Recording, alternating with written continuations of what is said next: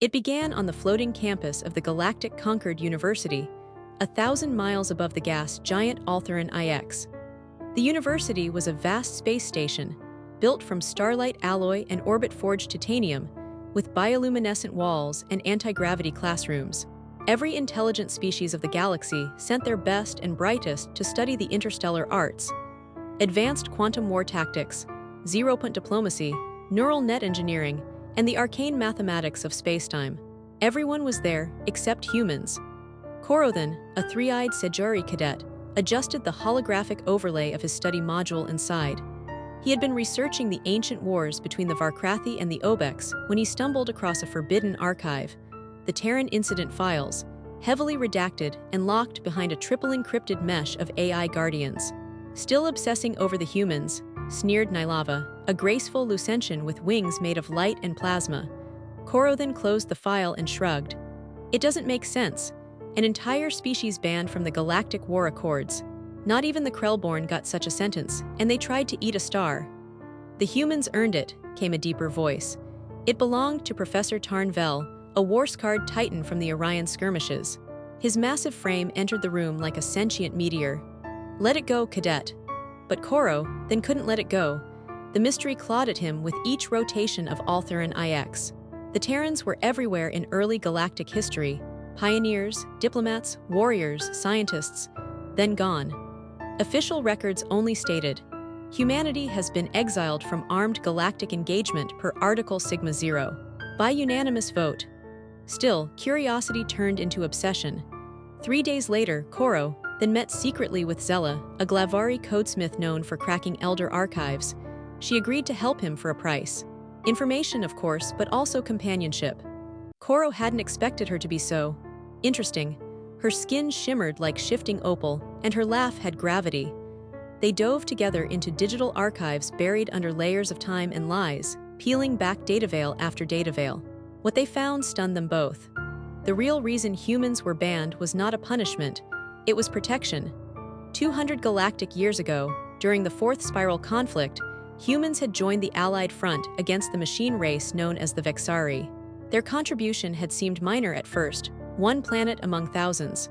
But humans brought with them something never before seen in the galaxy: emotionally driven neural adaptability, instinct, creativity under fire, illogical problem solving, and love.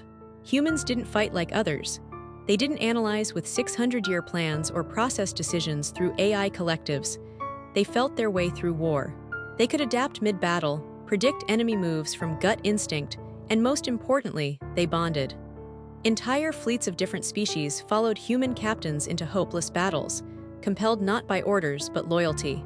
Human soldiers formed emotional ties with alien comrades, sometimes romantic, sometimes brotherly. The bonds amplified morale to supernova levels. The final war simulation showed what had happened at the siege of Droskar Prime. A human named Commander Elia Morrow led a fleet of 12,000 against a Vexari armada 100 times their size. By all logic, they should have perished. Instead, Morrow performed a tactic so radical, so chaotic, that even the AIs had refused to model it. They won the price. The emotional toll on the Vexari was catastrophic. A purely logic-based machine race had no defense against the concepts of sacrifice, love, and loss. Elia's fleet broadcast her final message, a declaration of unity, hope, and personal love for her crew, as they detonated a zero-point singularity to trap the enemy. The Vexari withdrew from the galaxy in silence. And then came the vote. The Council realized what humans truly were: emotional superweapons, and that scared them, not because humans were evil, but because they were too effective. Their presence unbalanced the cold logic of galactic war. Zella turned to Koro after they watched the last log entry from Commander Morrow. "They loved too fiercely," she said, her voice thick with emotion. He reached for her hand, and she didn't pull away. Their discovery caused ripples. The AI archive stirred. Warnings blared. They had breached a galactic accord. The penalty for unauthorized knowledge extraction was immediate expulsion or death, depending on species. They fled the archive complex through zero-G corridors, dodging intercept drones. They barely made it to the transit shuttle where Koro's friend, Jaxthal, a crystal-bodied Tremori, was waiting with the engines hot. As they shot away from the station, Koro turned to Zella. They'll never believe us." "They don't have to," she replied, and held up a memory shard. "But someone else might." Their goal became clear: find a human. That was easier said than done. Earth had been sealed, contact forbidden. The remaining humans were scattered, supposedly monitored but not harmed. Jaxthal hacked into an ancient refugee manifest and found a lead, Rhea Morrow, great-granddaughter of Elia Morrow, living under a false name on the terraformed moon's Sorelian B. They made the jump through a wormhole laced with entropy storms and emerged over a silver-blue moon ringed by lightning.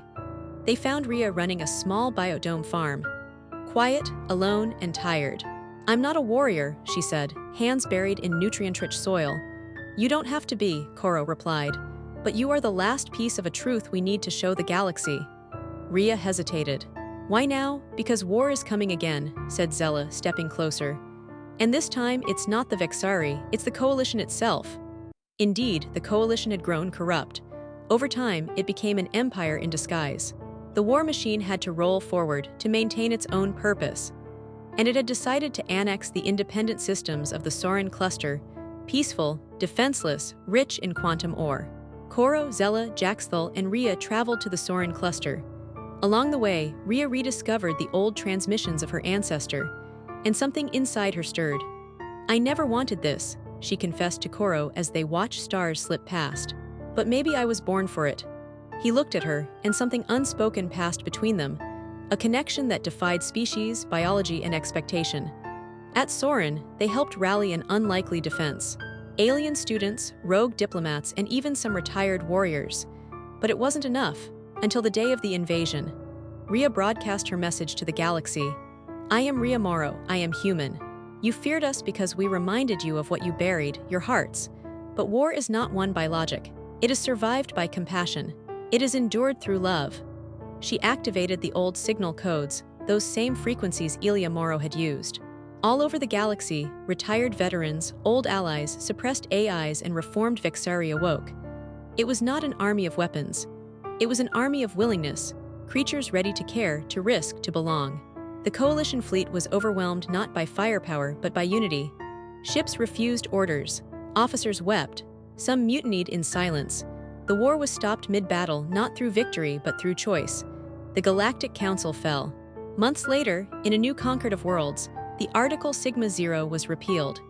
Humans were welcomed back, not as warriors, but as bridges between species. Koro and Rhea stood together in a garden floating in orbit around the twin stars of Alaxis. Zella joined them, her shimmering hand brushing against Koro's shoulder in playful irritation. "You still never told me what drew you to the humans," Zella teased. Koro smiled. "They remind me of something we forgot." "And what's that?" He glanced at Rhea, who smiled back, tears in her eyes. "That sometimes the heart is the most advanced technology of all." And so, the galaxy turned again. But this time, it did not turn alone.